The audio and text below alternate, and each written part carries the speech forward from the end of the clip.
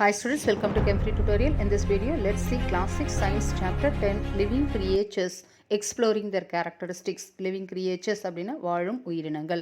Exploring their Characteristics அப்படின்னா அவற்றின் பண்புகளை பற்றி ஆராய்தல். அப்போ வாழும் உயிரினங்களின் பண்புகளை பற்றி ஆராய்தல் அப்படின்ற டாப்பிக்கில் இந்த லெசனை பற்றி படிக்க போகிறோம். Avadhi and Ayush go for morning walk with their parents. அவதியும் ஆயுஷும் அக்கா தம்பிங்க ரெண்டு பேரும் அவங்க பேரண்ட்ஸ் கூட எப்படி நம்ம பேரண்ட்ஸ்லாம் காலையிலேருந்து வாக்கிங் போவாங்களோ அதே மாதிரி அவங்களும் அவங்க பேரண்ட்ஸ் கூட சேர்ந்து வாக்கிங் போகிறாங்க. காலையில் ஒரு நடைப்பயணத்தை மேற்கொள்கிறாங்க. Avathi notices some shells and tries to pick them up. உடனே அவதி போகிற வழியில் சில ஓடுகளை பார்க்குறா, அதை எடுக்க ட்ரை பண்ணுறா. Her mother advises her not to do so and explain that the shell could be a home to a living snail and is actually a part of its body. உடனே அவங்க அம்மா அவனுக்கு அறிவுரை சொல்கிறாங்க, அது மாதிரி நீ எடுக்கக்கூடாது. அட்வைசஸ் அப்படின்னா அறிவுரை, நீ அது மாதிரி எடுக்கக்கூடாது. ஏன்னா அது சாதாரண ஓடு இல்லை, அந்த ஓட்டுக்குள்ளே என்ன இருக்குது, நத்தை இருக்குது. ஒரு living snail, its actually a part of its body. அதோட பாடி உடலோட ஒரு பகுதி தான் அந்த ஓடுகள், அதால் அதை நீ எடுக்க ட்ரை பண்ணாத அப்படின்னு சொல்கிறாங்க. Avadhi and Ayush wonder how the shell that is even moving could a living being inside. Avadhi and Ayush wonder how the shell that is not even moving could have a living being inside. உடனே அவங்கள ஆச்சரியப்படுறாங்க. யார், அவதியும் ஆயுஷும் ஆச்சரியப்படுறாங்க. என்னென்னு, ஒரு மூமெண்ட்டே இல்லாமல் ஒரு ஓடு இருக்குது, ஆனால் அதுக்குள்ளே என்ன இருக்குது, ஒரு லிவிங் பீயிங் இருக்கே, ஒரு உயிரோடு இருக்கிற ஒரு உயிரினம் இருக்குது அப்படின்னு நினச்சி அதை ஆச்சரியப்படுறாங்க. Later that day in the school, Avadhi and Ayush share this incident with their friends. அதுக்கப்புறம் அவங்க ஸ்கூலுக்கு போகிறாங்க. ஸ்கூல் போய் அவங்க ஃப்ரெண்ட்ஸ் கிட்ட இதை பற்றி ஷேர் பண்ணுறாங்க. they approach the teacher to understand how the shell which is not even moving could be a body part of the living snail. உடனே அவங்களுக்கு அந்த ஆச்சரியத்தோடு நிறுத்திக்கல, அவங்க ஃப்ரெண்ட்ஸோட ஷேர் பண்ணதோடு நிறுத்திக்காமல் அவங்க டீச்சர்கிட்டையும் அவங்க டீச்சர் அப்ரோச் பண்ணுறாங்க. அப்ரோச் அப்படின்னா அணுகுதல். அவங்க டீச்சர்கிட்டையும் போயிட்டு இதெல்லாம் சொல்லிவிட்டு, எப்படி ஒரு மூவிங்கே இல்லாமல் ஒரு ஓட்டுக்குள்ளே, ஓகே மூமெண்ட்டே இல்லாத ஒரு ஓட்டுக்குள்ளே எப்படி ஒரு லிவிங் பீயிங்ஸ் உள்ளே இருக்குது, ஒரு உயிரினம் எப்படி இருக்குது. எந்த உயிரினம், ஸ்னெயில். ஸ்னெயில் அப்படின்னா என்னென்னு சொல்லுவோம், நத்தை. அப்போ உயிரோடு உள்ள ஒரு நத்தை எப்படி மூமெண்ட்டே இல்லாத ஒரு ஷெல்லுக்குள்ளே இருக்குது அப்படின்னு அவங்க டீச்சர்கிட்ட கேட்குறாங்க. The teacher initiate a discussion in the class on living and non-living. உடனே டீச்சர் என்ன பண்ணுறாங்க, அவங்க இப்போ ஸ்டூடெண்ட்ஸ் கிட்ட பகிர்ந்துக்கிறாங்க. எதை பற்றியும், லிவிங் திங்ஸ் உயிரோடு இருக்கிறத பற்றியும், நான் லிவிங் திங்ஸ் உயிர் இல்லாததை பற்றியும் அவங்க டீச்சர்ஸ் அவங்க கிட்ட எக்ஸ்பிளைன் பண்ணுறாங்க. Activity 10.1 let us record. We are surrounded by numerous things. Okay, நம்ம எல்லாம் எண்ணிலடங்கான பொருட்களால் என்ன பண்ணுறோம், சூழப்பட்டிருக்கோம். Just look around in your class room and you may find out examples. Just நீங்கள் கிளாஸ் அப்படி திரும்பி பார்த்தீங்கன்னா, சுற்றி பார்த்தீங்கன்னா உங்களை சுற்றி என்ன இருக்குது, நிறைய பொருட்கள் இருக்குது. த pencil that you are holding, the book that you are reading R the pigeon near the window. Okay, the pencil you are holding. Okay, நீங்கள் எழுதுறீங்க இல்லையா, அப்போ நீங்கள் கையில் என்ன வச்சுருக்கீங்க, பென்சில் வச்சுருக்கீங்க. அதே மாதிரி படிக்கும்போது புக் வச்சுருக்கீங்க. அதே மாதிரி விண்டோக்கு கிட்ட என்ன இருக்குது, பீஜன் இருக்குது. அப்போ listen in table 10.1 and identify each of them as living or non-living on the basis of your understanding in column 2. Write a reason for grouping them as living and non-living in column 2. ரெண்டு காலம் கொடுத்துருக்காங்க. That is காலம் 1, 2, 3, 4, 5 அப்படின்னு 5 காலம் இருக்குது. இதில் living beings and non living things in our surroundings, நம்மளை சுற்றி இருக்கிற லிவிங் திங்ஸும் நான் லிவிங் திங்ஸும் பற்றி எழுத சொல்லியிருக்காங்க. இப்போ இங்கே இந்த ஃபஸ்ட்டு காலமில் நேம் கொடுத்துருக்காங்க, pencil, book, pigeon, car, plant, any other உங்களால் எழுத சொல்லியிருக்காங்க. அதில் மை கெஸ். அப்போ மை கெஸ்னால் என்ன, நான் என்ன யோகம் பண்ணுறேன், இது லிவிங்கா நான் லிவிங்கா. அப்புறம் காலம் 3ல் ரீசன், அதோட ரீசன் என்ன. காலம் 4ல் அது கரெக்ட் ஆன்சராக கேட்குறாங்க. 5th ரீசன் ரிமார்க்ஸ், ஏன் அது கரெக்டுன்றது நம்மளுக்கு ரீசன் சொல்லணும். இப்போ ஃபார் எக்ஸாம்பிள் பென்சில் அப்படின்னு சொல்கிறேன் நான், அது என்னென்னு சொல்கிறோம், பென்சில். என்னோட கெஸ், என்னோட அனுமானம் என்னென்னா அது நான் லிவிங் திங் அப்படின்னு சொல்கிறோம். ஏன் அது நான் லிவிங் திங்ஸ்ன்னு சொல்லுறோம் அப்படின்னு ரீசன் கேட்டிருக்காங்க. அப்போ என்னென்னு சொல்லலாம், it could not breathe, it does not eat, it does not move, it does not respire அப்படின்ற ரீசன் எழுதலாம். Correct answer is non living things. Next அதுக்கு ரீசன் கேட்குறாங்க, it does not have any characteristics of living things. Living திங்ஸோட எந்த ப்ராப்பர்ட்டியும் அதுக்கு இல்லை, அதால் அது லிவிங் திங்ஸ் சொல்லலாம். நெக்ஸ்ட் புக்கு, அது என்னென்னு சொல்லலாம், நான் லிவிங். அப்போ என்னென்னு சொல்லலாம், இதுவும் என்னென்னு சொல்லலாம், இட் கேனாட் ரெஸ்பாண்ட், அது எப்படி எழுதலாம், இட் கேன் நாட் க்ரோ அப்படின்னு எழுதலாம். அப்போ இது என்னென்னு சொல்லலாம், எஸ் நான் லிவிங் திங். அப்போ இது என்னென்னு சொல்லுவோம், it does not move R grow அப்படின்னு ரீசன் எழுதலாம். நெக்ஸ்ட் பீஜன்ன்றது நமக்கே தெரியும், என்னென்னு சொல்லுவோம், பீஜன்னா பறவை. அப்போ பறவைன்றது உயிரினம், அப்போ லிவிங் திங். அப்போ அதுக்கப்புறம் ஏன் இப்போ உயிரினம்னு சொல்கிறேன் நான், என்னென்னு சொல்லலாம், it can move from place to place அப்படின்னு எழுதலாம். It can breathe, it can eat அப்படின்னு எழுதலாம். Next correct answer living things. அப்போ என்னென்னு சொல்லலாம், it can have the properties of living characteristics. அப்போ என்னென்னு எழுதலாம், it can move, eat, grow. அப்போ என்ன ஆகலாம், எக்ஸ்கிரியேட், ரெஸ்பிரேஷன் எல்லாமே எழுதலாம். நெக்ஸ்ட்டு கார் அப்படின்னா நான் லிவிங் திங்ஸ். அப்போ இது அதோட ரீசன் என்ன எழுதலாம்? காருக்கு என்னன்னு சொல்ல காருக்கு ரீசன் என்ன எழுதலாம்? It does not have characteristics of living things எப்படி எழுதலாம்? அப்போ பட் என்ன ஆகும்? It can move through some external force. Car ஒரு இடத்துலேருந்து இன்னொரு இடத்துக்கு மூவ் ஆகும். ஆனால் என்ன பண்ண சம் எக்ஸ்டர்னல் ஃபோர்ஸ் அப்ளை பண்ணுறோம். ஹியூமன் பீயிங்ஸு என்ன பண்ணுற ஒரு ஃபோர்ஸ் அப்ளை பண்ணால் மட்டும்தான் கார் என்ன ஆகும்? மூவ் பண்ண. வேறு எந்த ப்ராப்பர்ட்டிஸும் அதுக்கு கிடையாது. அப்போ என்னன்னு சொல்கிறான்? It can not breathe, it can not eat, it can not grow அப்படின்னு எழுதலாம். Next correct answer non living things. அப்போ அதோட ரீசன் ரிமார்க்ஸ் என்ன? It does not have the characteristics of living things அப்படின்னு எழுதலாம். நெக்ஸ்ட் பிளான்ட் அப்படின்றது living thing. நமக்கே தெரியும் பிளான்ட்ன்றது ஒரு உயிரினம். Plants and animals are living things அப்படின்னு படிச்சிருக்கோம். அப்போ பிளான்ட் அப்படின்றது living beings. Living. Next reason அப்படின்னு சொல்லும்போது என்னன்னு சொல்லுவோம்? ரீசன் பார்க்கும்போது என்ன ஆகும்? It can breathe. அது என்ன ஆகும்? It can grow, it can breathe, it can move அப்படின்னு எழுதலாம். Next correct answer living things. அதே மாதிரி reason remarks for the correct ஆன்சர்னா இப்போ நம்ம சொன்னோம் இல்லையா, அதே மாதிரி எழுதலாம். It can move, it can grow, it can respire அப்படின்ற ரீசன் எழுதலாம். எனி அதர் அப்படின்னு சொல்லும்போது வேறு ஏதாவது லிவிங் திங்ஸ் இருக்கா நம்மளுக்கு? பாக்ஸ், பென்சில் பாக்ஸ், அதே மாதிரி ஜாமெட்ரி பாக்ஸ், இதெல்லாம் நான் லிவிங் சொல்லலாம். அதோட ரீசன்ஸ் ஆல்ரெடி நம்ம மேலே டிஸ்கஸ் பண்ணோம் இல்லையா, அதை எழுதலாம். What sets the living apart from the நான் லிவிங்? ஓகே, எது லிவிங் திங் எப்படி நான் லிவிங் திங்கிலிருந்து வேறுபட்டு இருக்குது? எந்தெந்த காரணத்துக்காக லிவிங் திங் நான் லிவிங் திங்லேருந்து வேறுபட்டு இருக்குது? லிவிங் திங்ஸ் அப்படின்னா உயிருள்ள பொருட்கள், நான் லிவிங் அப்படின்னா உயிர் இல்லாது. Look at table 10.1. why do you think a pencil is non living but a pigeon is living? What do you think are the differences between living beings and non living things according to you? What similarities do the identified living things share with each other? இப்போ table 11.1ல் இப்போ மேலே பார்த்தோம் இல்லையா, table 10.1ல். அப்போ why do you think pencil is non living and pigeon is living? பென்சில்ன்றது நான் living உயிர் இல்லைன்னு சொல்கிறோம், ஆனால் பீஜன்ன்றது லிவிங்னு சொல்கிறோம். அப்போ எதை வச்சு சொல்கிறோம்? What to you think R the differences between living beings and non living things? அப்போ உயிரோடு இருக்கிற பொருளும் உயிர் இல்லாத பொருட்களுக்கும் உள்ள வித்தியாசங்கள் என்ன? அதே மாதிரி what similarities do the identified living beings share with each other? Similarities அப்படின்னா ஒற்றுமைகள், அதே மாதிரி டிஃப்ரென்சஸ் அப்படின்னா வேற்றுமைகள். ரெண்டுத்துக்கும் வெவ்வேறு ப்ராப்பர்ட்டி இருக்கு இல்லையா, அதால் வேறுபட்டு இருக்கிறதால அது வேற்றுமைகள்னு சொல்கிறோம். சிமிலாரிட்டிஸ்னால் ஒற்றுமைகள்னால் ஒரே மாதிரி குணம் இருக்கிறது ஒற்றுமைகள்னு சொல்லலாம். அப்போ what similarities do the identified living beings share with each other? இப்போ கீழே நம்ம அதை பற்றி படிக்க போகிறோம். You may have identified movement as one of the similarities among living beings. அப்போ உயிரோடு இருக்கிறதுக்குள்ள முக்கியமான ப்ராப்பர்ட்டி குணநலங்கள் அப்படின்னு பார்க்கும்போது மூமெண்ட்னா என்னென்னு சொல்கிறோம்? நகர்தல். ஒரு இடத்துலேருந்து இன்னொரு இடத்துக்கு மூவ் ஆகிறது தான் என்னென்னு சொல்லணும்? நம்ம மூமெண்ட்.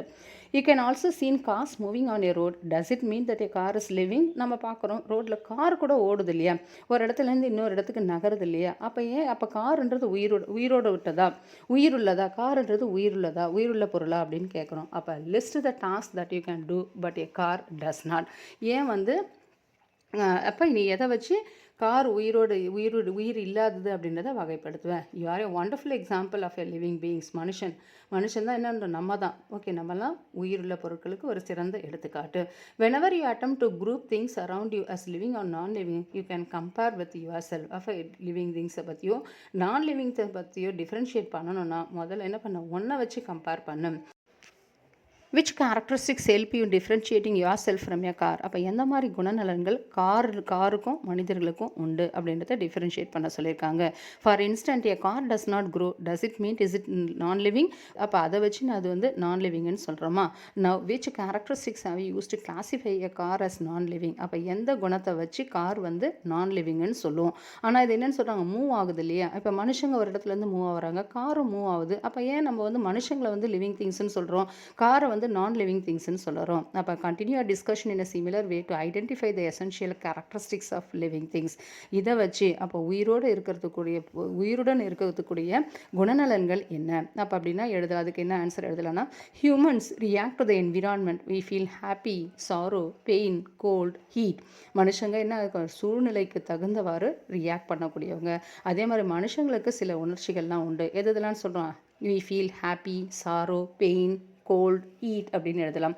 ஆனால் car does not react to the environment. Okay, சூழ்நிலைக்கு ஏற்றவாறு கார் வந்து என்ன ஆகாது, ரியாக்ட் ஆகாது. பட் என்ன ஆகும், it is operated by human beings. காரை இயக்கிறதும் யார், மனுஷன்தான். அதால் மனிதர்கள் வந்து உயிரோடு இருக்கிறவங்க, கார் வந்து உயிர் இல்லாது அப்படின்னு சொல்லலாம். What are some common characteristics that make living beings very different from non living things, let us learn about them. அப்போ எந்த மாதிரி காமன் பொதுவாக இருக்கக்கூடிய சில குணநலன்கள் யாருக்கு, லிவிங் திங்ஸுக்கும் லிவிங் திங்ஸ்கிலேருந்து நான் லிவிங் உயிர் இல்லாதக்கிட்ட இருந்து மனுஷனை வேறுபடுத்தி காட்டக்கூடிய சில பொதுவான குணநலன்கள் என்ன அப்படின்னு கேட்குறாங்க.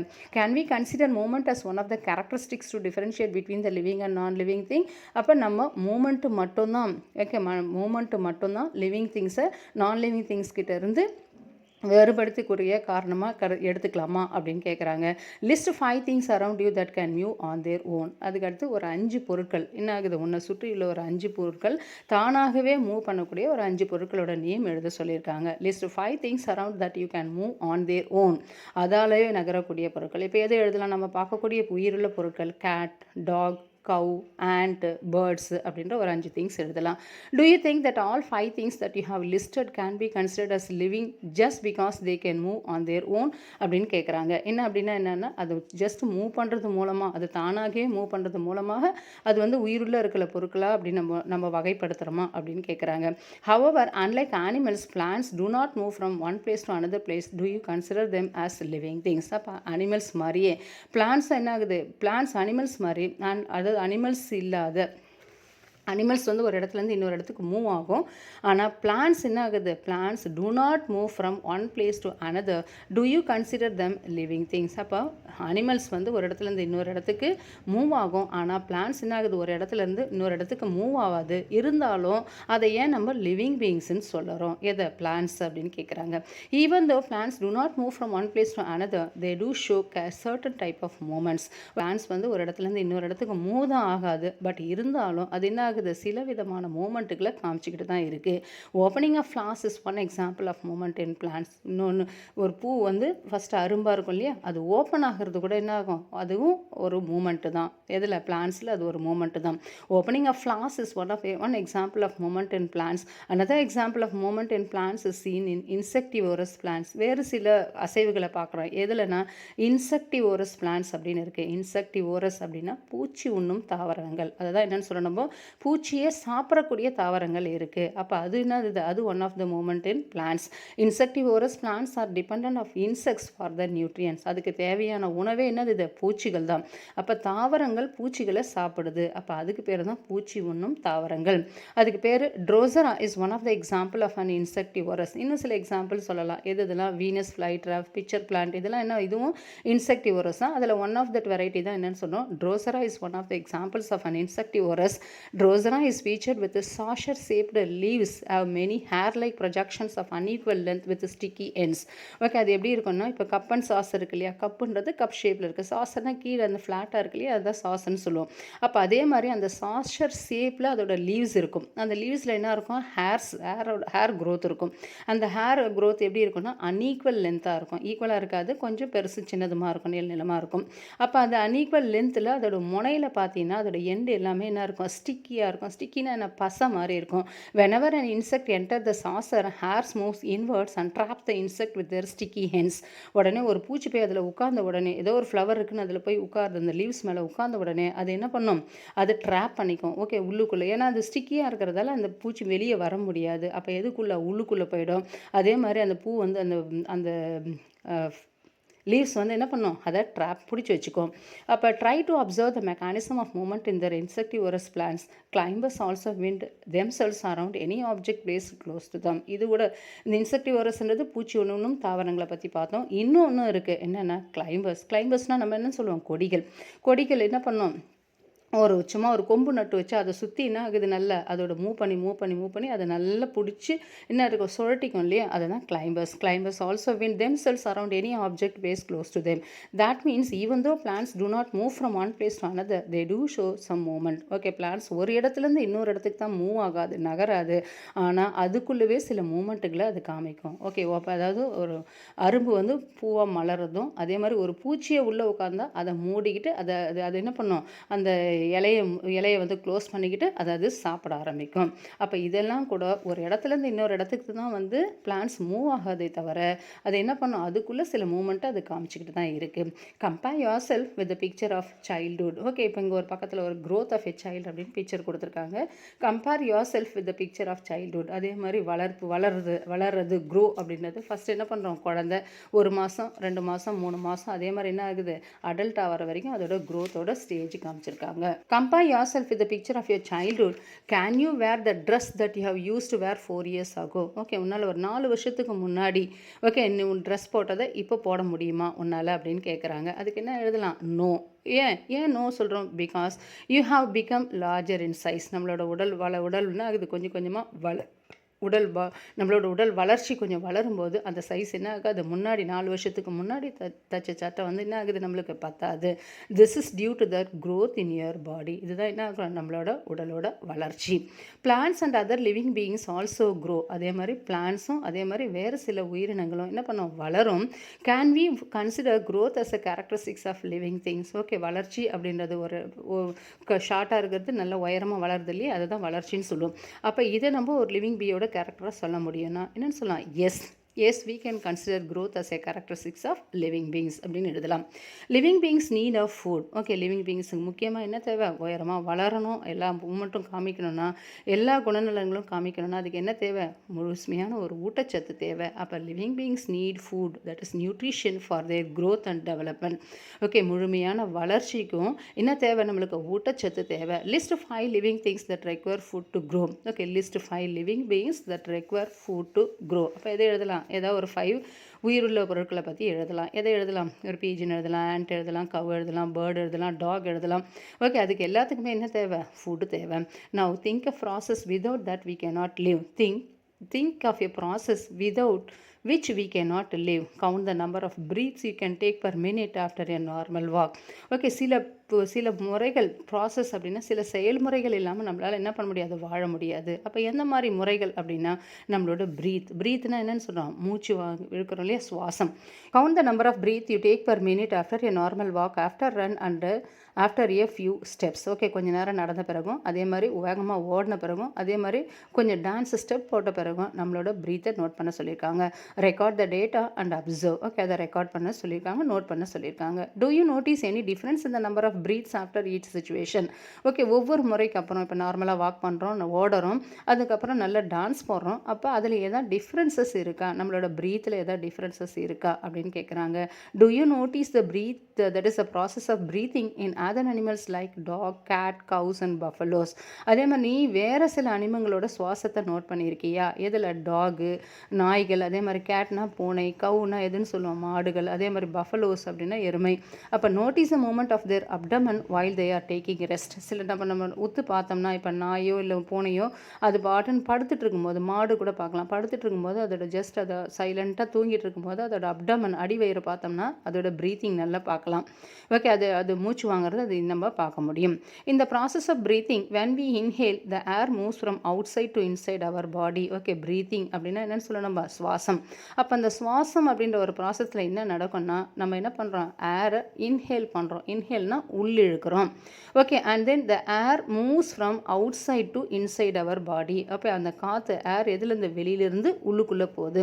when we breathe out the air moves from inside our body to outside. breathe in அப்படின்னா உள்ளுக்குள்ளே மூச்சை இழுக்கிறது, breathe outனா மூச்சை வெளியில் விடுறது. அப்போ வெளியில் விடும்போது என்ன ஆகும், the air moves from inside our body to outside. உள்ளே இழுக்கும்போது வெளியிலேருந்து ஏர் உள்ளே போகும், மூச்சை வெளிவிடும்போது உள்ளுக்குள்ளேருந்து வெளியில் வரும். அப்போ breathing is a part of the process is called, அதுக்கு பேர் தான் என்னென்னு சொல்கிறோம், ரெஸ்பிரேஷன். ஓகே, சுவாசம் அப்படின்றது தான் என்னென்னு சொல்கிறோம் நம்ம, ரெஸ்பிரேஷன்.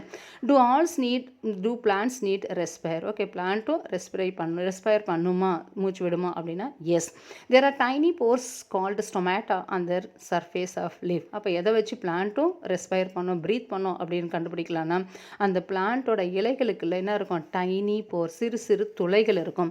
அதுக்கு பேர் தான் என்னென்னு ஸ்டொமேட்டா. அப்படி அதுக்கு பேர் தான் என்னென்னு சொல்லணும், நம்ம stomata on the surface of the leaves. Okay, அதோட இலைகளுக்கு நடுவில், இலைகளாண்ட பார்த்தோம்னா இலைகளுக்கு நடுவில் இலைகளுக்குள்ளே பார்த்தோம்னா டைனி போர்ஸ் இருக்கும். அந்த போர்ஸுக்கு பேர் தான் stomata. These force help plants in taking air in and out. Okay, இந்த போர்ஸ் மூலமாக தான் அது என்ன பண்ணுது, காற்றை உள்ளேயும் எடுத்துக்கிட்டு வெளியில் விடுறதும் அந்த போர்ஸ் மூலமாக தான். Interact with the senior class students in your school and request if they can demonstrate stomata using a microscope in your class. All living beings respire. Okay, எல்லா லிவிங் பீயிங்ஸும் என்ன பண்ணும், சுவாசிக்கும். ஓகே, சுவாசம்ன்றது முக்கியமானது. லிவிங் பீயிங்ஸ்க்கு சுவாசம்ன்றது மிக முக்கியமானது. அப்போ எல்லா உயிரினங்களும் சுவாசித்தலை செய்யும். அப்போ அதே மாதிரி இப்போ பிளான்ட் எப்படி வந்து ரெஸ்பிரேஷன் பண்ணுது அப்படின்றத பற்றி உன்னோட சீனியர் ஸ்டூடெண்ட், சீனியர்ஸ்னால் என்ன, வேறு பெரிய கிளாஸ் படிக்கிறாங்க இல்லையா, அண்ணா அக்கா, அவங்க கிட்ட கேட்டு, ஏன்னா அவங்க என்ன பண்ணுவாங்க, ஸ்டொமேட்டாவில் சில எக்ஸ்பெரிமெண்ட்லாம் மைக்ரோஸ்கோப்பில் பண்ணுவாங்க. அப்போ உன்னோட டவுட் அவங்க மூலமா கிளாரிஃபை பண்ணிக்கோ அப்படின்னு சொல்லியிருக்காங்க. Have you notice white patches forming on shirts around the armpit during summer. Okay, சில டைம் நீங்கள் நோட் பண்ணியிருக்கீங்களா, ஒயிட் பேச்சஸ், ஓகே, வெள்ளை வெள்ளையா, எதில், ஷர்ட்ஸில். எப்போ அது, ஆர்ம்பிட் அப்படின்னா என்னன்னு சொல்லுவோம், நம்ம அக்கல் பகுதின்னு சொல்லுவோம் இல்லையா, அதுதான் ஆர்ம்பிட். அப்போ டூரிங் சம்மர். இப்போ ஒரு ஷர்ட் போட்டுட்ருக்கோம், நம்மளோட அக்குள் பகுதியில் என்ன ஆகும்னா, கோடை காலத்தில் சில ஒயிட் பேச்சஸ் இருக்கா, அங்கே வெள்ளை வெள்ளையாக இருக்கா. These patches are formed due to sweat. அப்போ இது எதால் நடக்குது அப்படின்னா, நம்ம பாடியிலேருந்து சுரக்கிற அந்த என்னது, இது வேர்வை மூலமாக. The sweat consist of water and salts removed by the body as waste products. அப்போ த ஸ்வெட் அப்படின்றது, ஒரு வியர்வை அப்படின்றது என்னென்னா நீரும், அதே மாதிரி நம்ம தேவையில்லாத நம்ம உடம்புல இருக்கிற சால்ட்டு, ஓகே, உப்புக்களும் சேர்ந்தது தான். அதுதான் என்ன, அது நம்ம பாடியிலேருந்து வேஸ்ட் ப்ராடக்டாக வெளியே வர்றது. அப்போ ஸ்வெட் அப்படின்றது என்னது, அதுவும் ஒரு வேஸ்ட், உடம்புல இருக்கிற ஒரு கழிவு பொருள் தான். Removal of waste products from the body is called excretion. அப்போ எக்ஸ்கிரியேஷன் அப்படின்றது என்ன அப்படின்னா, எக்ஸ்கிரியேஷன்னா வெளியேற்றுதல், அதுதான் எக்ஸ்கிரியேன்னு சொல்லுவோம். அப்போ நம்ம உடம்புல இருக்கிற வேஸ்ட் ப்ராடக்ட்லேருந்து வெளியேற்றுறதுக்கு பேர் தான் என்னென்னு சொல்ல, நம்ம excretion. Urine is also formed as a product of excretion in animals. அதே மாதிரி ஓகே, ஹியூமன் பீங்ஸ், லிவிங் திங்ஸுக்கு யூரினும் ஒரு கழிவு பொருள் தான். Do you know that plants also excrete. நம்ம மனிதர்கள் மட்டும் எக்ஸ்கிரியேட் பண்ணலை, வெளியேற்றலை கழிவு பொருட்களை, பிளான்ட்ஸும் எக்ஸ்கிரியேட் பண்ணுது, தெரியுமா அது? Do you know that plants also excrete. You may notice plants excrete excess water and mineral in the form of small droplets of leaves. Okay, அதே மாதிரி அது எதன் மூலமாக வெளியேற்றுதுன்னா, அந்த இலைகளின் மூலமாக. ஓகே, இலைகள் மூலமாக அது எக்ஸஸ் வாட்டரை அதை வெளியேற்றிடும். All living beings excrete. அப்போ எல்லா உயிரினங்களும், ஓகே, எல்லா உயிரோடு இருக்கிற பொருட்கள் எல்லாமே என்ன பண்ணும், கழிவு பொருட்களை வெளியேற்றும். All living beings excrete. Let us look at other characteristics. What is your reaction if you unexpectedly step on sharp objects such as stone while walking without shoes, or you accidentally touch a hot cup of coffee? Stepping on a throne and touching hot objects are stimuli. இப்போ அடுத்து இன்னொரு characteristics பற்றி பார்க்கலாம். என்ன அப்படின்னா, for example, இப்போ நீ செப்பல் இல்லாமல் ஓகே நடக்கும்போது உன் காலில் முள்ளு பொத்திடுது. ஓகே, ஷூ இல்லாமல் நடக்கும்போது காலில் முள்ளு பொத்திடுது. அப்போ ஆக்சிடென்ட்லி நீ என்ன பண்ண, சடனாக அதே மாதிரி ஒரு கப் ஆஃப் டீ இருக்குது, அந்த டீயை நீ என்ன பண்ணுற, சூடாக இருக்கிற டீயை டக்குன்னு தொட்டுடுற. அதே மாதிரி ஒரு முள்ளு ஜஸ்ட் முள்ளு உன் காலில் குத்திடுது. அப்போ touching a hot objects R, இதுக்கு பேர் தான் ஸ்டிமுலை. ஸ்டிமுலை அப்படின்னா என்னென்னா தூண்டுதல். ஓகே, அது எடுத்த உடனே நம்ம கால் பட்ட உடனே நம்ம என்ன பண்ணுறோம், டக்குன்னு தூக்கிடுறோம் இல்லையா, இதுக்கு பேர் தான் ஸ்டிமுலை, தூண்டுதல். Stepping on a thorn and touching of hot objects are stimuli. Stepping on a thorn and, thorn அப்படின்னா முள்ளுன்னு அர்த்தம், டோன் அப்படின்னா என்ன அர்த்தம், முள்ளு. And touching a hot objects are stimuli, இதுக்கு பேர் தான் ஸ்டிமுலை, தூண்டுதல். Anything or any event that prompts living beings to respond is called stimulus. அப்போ லிவிங் பீயிங்ஸ் என்ன பண்ணும், தூண்டுதல் வேலையை கரெக்டாக செய்யும். ஓகே, எந்த சென்சேஷன் நம்மளுக்கு ஃபீலிங் இருக்குது இல்லையா, டக்குன்னு நம்ம கண்ணை மூடிடும். இப்போ ஒரு தூசு வரும்போது என்ன, அந்த டக்குன்னு கண்ணை மூடிடும் இல்லையா. அதே மாதிரி ஒரு ஹாட் ஆப்ஜெக்ட் தொட்ட உடனே கையை டக்குன்னு எடுத்துக்கிறோம் இல்லையா. அதே மாதிரி ஒரு முள்ளு குத்தின உடனே நம்மளுக்கு டக்குன்னு நம்ம காலை தூக்கிறோம் ஃபீலிங். இது எல்லாமே என்னது, இது மனுஷனுக்கு, அதாவது உயிரினங்களுக்கு இருக்கக்கூடிய ஸ்டிமுலஸ் அப்படின்னா தூண்டுதல். List 3 stimuli plural of stimulus of your body instant response to them. For example, இப்போ நம்ம பார்த்தோம் இல்லையா, when you touch hot objects you automatically withdraw your hand. Okay, just இப்படி தெரியாமல் தொட்டுறோம், சூடானவனே கையை நம்மளே எடுத்துக்கிறோம். அதே மாதிரி when you see delicious food like pickle your mouth waters. Okay, pickle பார்த்த உடனே நம்ம வாயிலேருந்து என்ன வருது, எச்சில் ஊறுது இல்லையா. அப்போ இதெல்லாமே ஒரு விதமான ஸ்டிமுலை தான். we can step on sharp objects like them. என்ன ஆகும், while walking on barefoot we suddenly withdraw our foot. Okay, just முள்ளு பட்ட உடனே காலை தூக்கினால இதெல்லாம் examples of stimulus. do plants also respond to stimuli. அப்போ மனிதர்களுக்கு மட்டும் மட்டும்தான், லிவிங் பீயிங்ஸுக்கு மட்டும்தான் ஸ்டிமுலஸ் இருக்குது. அப்போ பிளான்ட்டுக்கு இல்லையா? பிளான்ட்டும் ஒரு லிவிங் பீயிங்ஸ் தானே அப்படின்னா yes, plants also respond to stimuli. For example touch me not plant. Okay, touch me not plant அப்படின்னு ஒன்று இருக்குது. அதுக்கு பேர் வந்து மிமோசான்னு சொல்லுவோம். அதோட சயின்டிஃபிக் நேம் வந்து மிமோசா. அதுக்கு தமிழில் என்ன சொல்லுவோம்னா தொட்டா சினிங்கி அப்படின்னு சொல்லுவோம். தொட்டோடனே அது என்ன ஆகும்? லீவ்ஸ் எல்லாம் க்ளோஸ் பண்ணிக்கும். நிறைய கிராமத்தில் பார்த்தோம்னா அந்த செடிகள் இருக்கும். ஓகே, இன்றைக்கும் அந்த செடிகள்லாம் இருக்குது. ஜஸ்ட் நம்ம தொட்ட உடனே சுருங்கி போயிடும். அப்போ அதுக்கு பேர் தான் touch me not plan. Fold their leaves when we touch them. Have you also observed that certain plants fold their leaves after sunset? இது மட்டும் இல்லாமல் சில பிளான்ட்ஸ் எல்லாம் பார்த்தீங்கன்னா சன்செட், ஓகே, சூரியன் மறையும் போது, ஓகே, உதிக்கும் போது நல்லா சூரியன் உதிக்கும் போது நல்லா மலரும். ஆனால் சூரியன் மறையும் போது எல்லாமே என்ன ஆகிடும்? வாடிட்டு அப்படியே ஃபோல்ட் பண்ணிக்கும் லீவ்ஸ் எல்லாமே. Specially the leaves of certain plants facing each other and tend to come together. This can be observed in the sleeping leaves of amla, that is Indian gooseberry tree. All living beings respond to stimuli. Find a few more plants in your neighborhood which fold their leaves after sunset. அப்போ அதே மாதிரி இதுதான் என்ன பிளான்ஸோட ஸ்டிமுலை அப்படின்னு சொல்லணும். Touch me not plant. தொட்ட உடனே என்ன ஆயிடுது? சுருங்கி போகுது. அதே மாதிரி சில பிளான்ட் காலையில் சூரியன் சன்ரைஸ்க்கு அப்போ நல்லா இருக்கும். சன் செட் ஆகும்போது அது வாடி வதங்கிடும் இல்லையா? எக்ஸாம்பிள் என்னன்னு சொல்லியிருக்காங்க? ஆம்லா, நெல்லிக்கான்னு சொல்கிறோம் இல்லையா? கூஸ்பெரி. அப்போ அதோட பிளான்ட்டோட லீவ்ஸை பார்த்தோம்னா சன்செட்டுக்கு அப்புறம் அது நல்லா வதங்கி போகிறத பார்க்குறான். அப்போ இதுவும் ஒன்று. அப்போ plants also respond to stimuli. Find a few more plants in your neighborhood which fold their leaves after sunset. Okay, அது மாதிரி சில எக்ஸாம்பிள்ஸ் எழுத சொல்லியிருக்காங்க. Why do the leaves of Chumaya amla plants respond in this way. Which stimulus could be responsible for their behavior? அப்போ என்ன மாதிரி stimulus வந்து அதுக்கு ரெஸ்பான்ஸ் ஆகுது? இப்போ சொன்னோம் இல்லையா, மேலே சொல்லியிருக்காங்க இல்லையா, அதே தான் அதோட கொஸ்டின் கேட்டிருக்காங்க. அது சன்செட் ஆன பிறகு அது என்ன ஆகிடுது? ஃபோல்ட் ஆகிடுது. அப்போ இதுவும் ஒன் ஆஃப் தட் ஸ்டிமுலை அப்படின்னு எழுதலாம். Next, have you see young ones of cat, dog or other animals? List young ones of 5 different animals. Have you seen the young ones of any non-living things such as pencil, a chair or an electric bulb? Next, have you seen young one? young one அப்படின்னு சொல்லணும்னா என்னன்னு சொல்லுவோம்? சின்னதாக குட்டியாக இருக்கிறதுக்கு பேர் தான் young oneன்னு சொல்லுவோம்.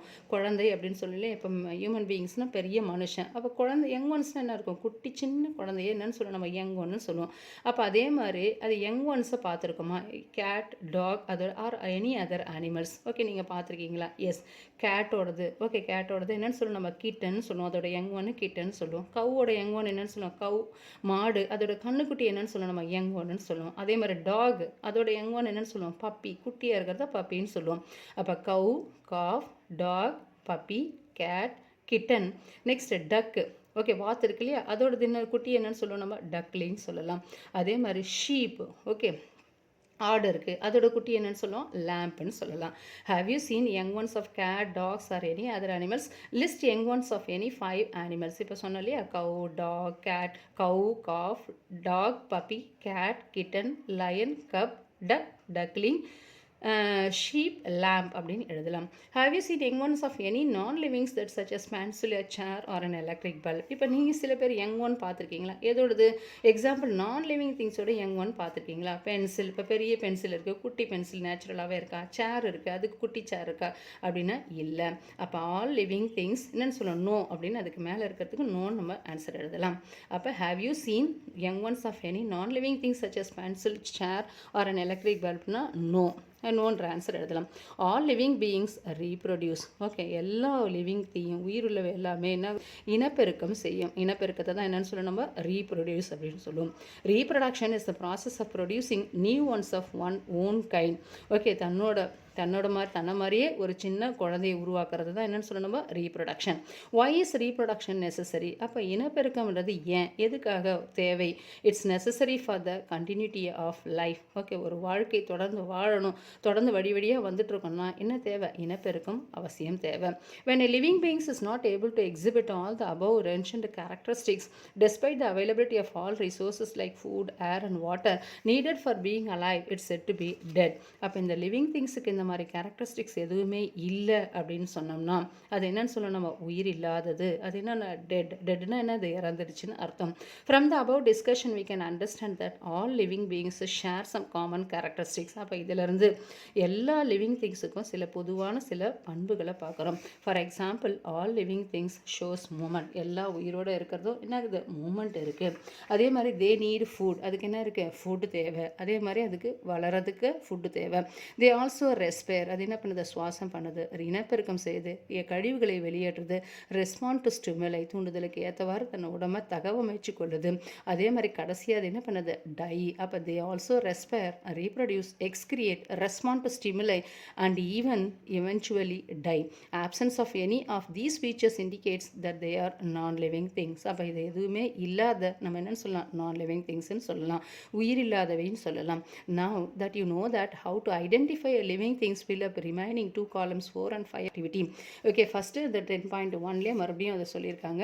ஃபர்ஸ்ட் என்ன இருக்க, லிவிங் திங்ஸ், அது ரீசன் கேட்டிருக்காங்க. அடுத்து மூணாவது correct answer reason for remarks அப்படின்றத நம்ம ஃபில் பண்ணலாம். இந்த ப்ராப்பர்ட்டிஸை வச்சு நம்ம அதை ஃபில் பண்ணலாம் அப்படின்னு சொல்லியிருக்காங்க. Let us explore how a seed germinate to observe some of these essential characteristics in plants. அதுக்கு மேலே in which category would you place a seed, living or a non-living? Why? அடுத்து கேட்குறாங்க, இப்போ ஃபார் எக்ஸாம்பிள் ஒரு சின்ன விதையிலேருந்து ஒரு செடி வளருது இல்லையா, அப்போ அதை வச்சு நம்ம என்னன்னு சொல்லலாம், இன் விச் கேட்டகரி, எந்த கேட்டகரியில் இதை கொண்டு போகலாம். In which category would you place a seed, living or a non-living thing? அது விதை இருக்கு இல்லையா, ஒரு செடி வளர்கிறதுக்கு விதை முக்கியமாக தேவை. அப்போ அந்த விதை எந்த கேட்டகரியில் வரும், இது லிவிங்கில் வருமா, நான் லிவிங்கில் வருமா, ஒய் அப்படின்னு கேட்குறாங்க. அதுக்கு கீழே answer let us explore how a seed germinate to observe some of these essential characteristics in plants. அப்போ ஒரு சீட் எப்படி முளைக்குது, அதை வச்சு அதோட கேரக்டரிஸ்டிக்ஸ் வச்சு பிளான்ஸுக்கு என்னென்ன கேரக்டரிஸ்டிக்ஸ்ன்றதை பற்றி நம்ம பார்க்கலாம். 10.2 essential conditions for germination of seed. essential அப்படின்னா தேவையான, கண்டிஷன்ஸ்னால் நிபந்தனைகள், ஜெர்மினேஷன் அப்படின்னா ஒரு முளைக்கிறது, ஒரு விதை சீட் அப்படின்னா விதை. அப்போ ஒரு விதை முளைப்பதற்கு தேவையான conditions. Have you observe a seed germinating, ஒரு விதை முளைக்கிறத பார்த்துருக்கீங்களா? You might have wondered what conditions are required for germination of seeds.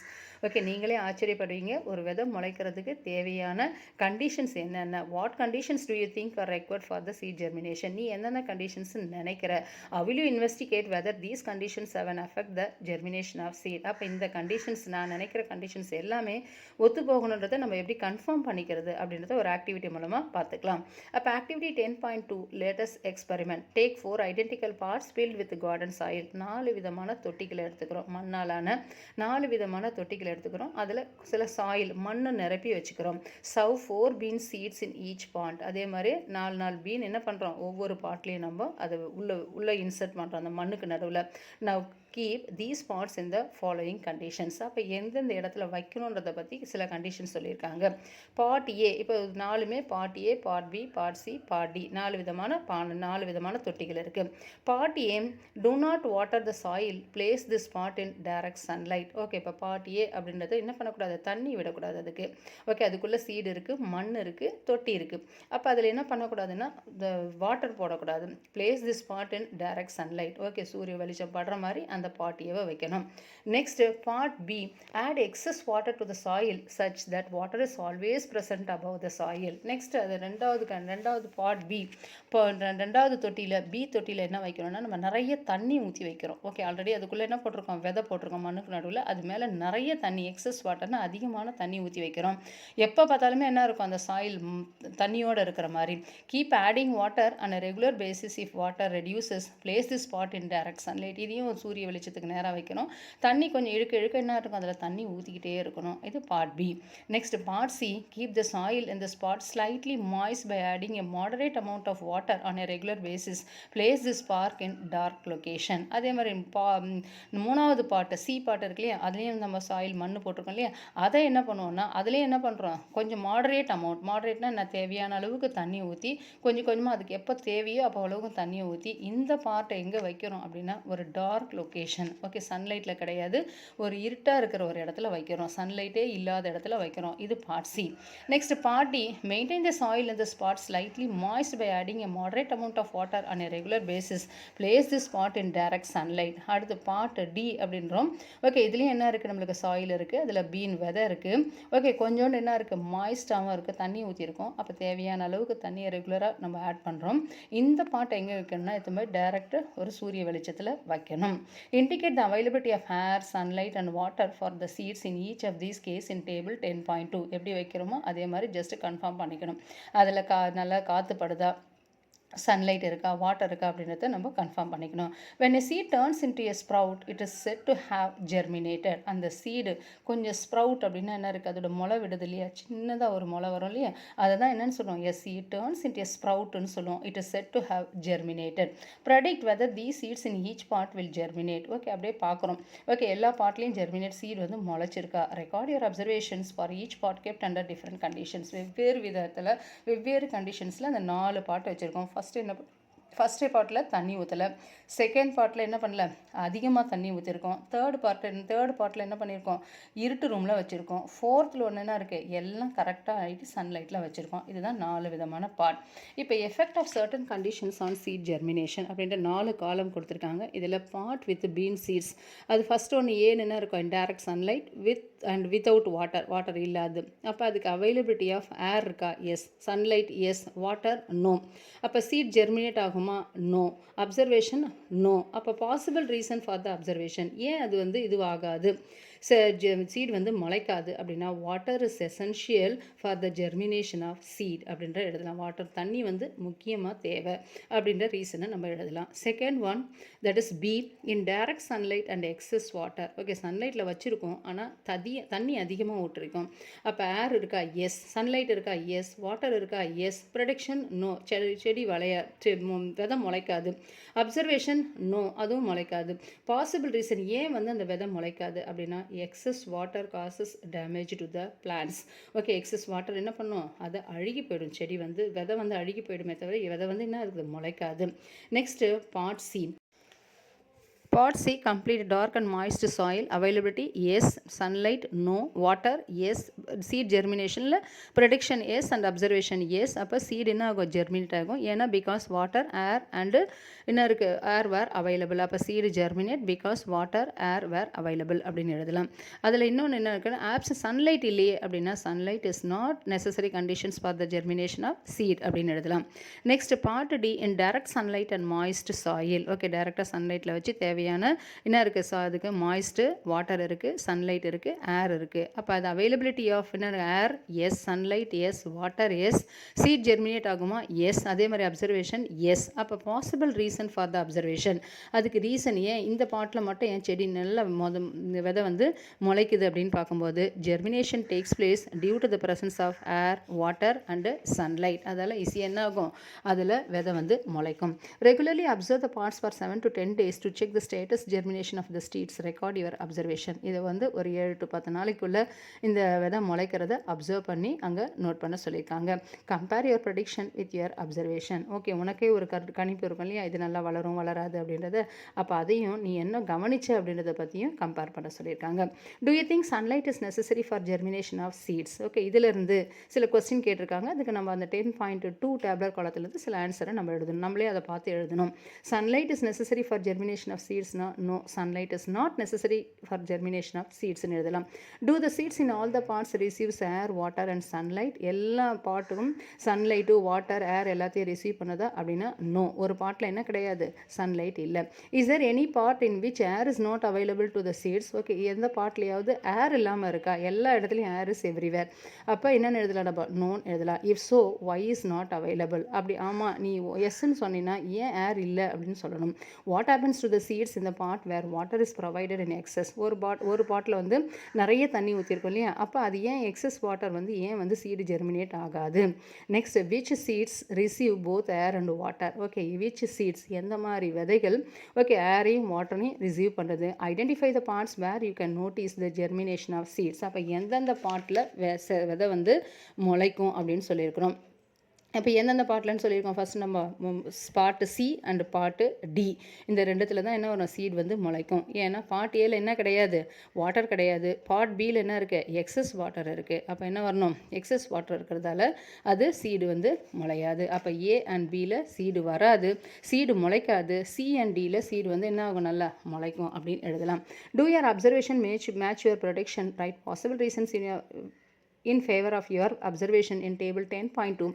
Based on your observation, state the conditions which favor seed germination. இப்போ பார்த்தாலே அதே மாதிரி அந்த டேப்லெட் குளத்தை பார்த்து எழுதலாம். Which of the following are essential for seed germination? Air, water and sunlight? Yes. அப்போ மூணுமே நம்மளுக்கு என்னத்த ஒரு சீடு ஒரு விதை முளைக்கணும்னா மூணு கண்டிஷன்ஸும் முக்கியமானது. அப்போ ஏர், வாட்டர், சன்லைட். அப்போ எஸ்ன்னு எழுதலாம். Compare the available conditions in each point. Okay, ஒவ்வொரு பாட்லேயும் எந்த மாதிரி கண்டிஷன்ஸ் இருக்குது அப்படின்றத அதை பார்த்து டேப்லெட் குளத்தை பார்த்து எழுதணும். Conditions of bean seeds require the right amount of water and air. அப்போ germination of bean seeds require the right amount of water and air. Why do seeds require these conditions of germination? ஏன் இந்த விதையெல்லாம் இந்த மாதிரி நிபந்தனைகளுக்கு உட்படுது? முளைக்கணும்னா தேவையான condition ஏன் இருக்குது? Do you think that the absence of one or more of these conditions will affect the seed germination? ஏதாவது இதில் ஒன்று இல்லைன்னா அது எந்த அளவுக்கு seed germination ஆக அஃபெக்ட் பண்ணுது அப்படின்றதையும் எழுதணும். Let us understand how these conditions help in seed germination. The effects of the following conditions have been seen in activity 10.2. activity already நம்ம எழுதியிருக்கோம் இல்லையா, அது அப்படியே எழுத வேண்டியது தான். Next water. Seeds require water for germination. முக்கியமாக எல்லா உயிரினங்களுக்கும் என்ன தேவை? வாட்டர் தேவை. அதே மாதிரி ஒரு விதை முளைக்கிறதுக்கு கூட என்ன தேவை? நமக்கு water essential. Water enables the seeds to carry out the process necessary for their growth. Okay, water என்ன பண்ணும்? அந்த சீடு முளைச்சி அது நல்லா கொஞ்சம் உயரமாக வளர்கிறதுக்கு தண்ணி தேவை. The outer covering of the seed is called a seed coat. Okay, அந்த சீடு சுற்றி இருக்கிற அந்த வெளி உரைன்னு சொல்லுவோம் இல்லையா, அதை தான் என்னென்னு சொல்லணும் நம்ம? Seed coat. Water soften the seed coats and help the tiny embryo inside into develop into the plant. Water என்ன பண்ணும்? அந்த விதைக்கு மேலே இருக்கிற அந்த உரையை கொஞ்சம் கொஞ்சமாக என்ன பண்ணும்? சாஃப்டாக்கி அதுக்குள்ளே இருக்கிற எம்ப்ரியோ வெளியில் வந்து அது பிளான்ட்டாக மாறும். Next air and soil. Seeds need air for germination. முக்கியமாக என்ன தேவை? Air is everywhere. அதால் எந்த இடத்துல ஏர் இல்லாத இடம் கிடையாது, எங்கேயுமே வேக்கம் கிடையாது. பட் என்ன ஆகும்? எல்லா இடத்துலையும் ஏர் இருக்கிறதால seeds need air for germination. They use the air available in the space between soil particles. அப்போ எங்கேருந்து அது எடுத்துக்கும் ஏர் அப்படின்னா அந்த மண் துகள்கள் இருக்கு இல்லையா, மண் எடுத்துக்கிறோம் இல்லையா, அந்த மண் துகள்களுக்குள்ளே என்ன பண்ணும்? அது ஏர் தேவையான ஏரை எடுத்துக்கும். தேவையான ஏர் அது மண் துகள் மூலமாக அந்த பிளான்ட் எடுத்துக்கும், அந்த விதை எடுத்துக்கும். Moreover the spaces between the soil particles allow roots to grow easily. அதால் ஈஸியாக என்ன ஆகும்? அந்த சாயில் பார்ட்டிகல்ஸ் மூலமாக அந்த ரூட் அதுலேருந்து விதை முளைக்கும். அதுக்கப்புறம் அதுக்கு கீழே வந்து ரூட் போகும்.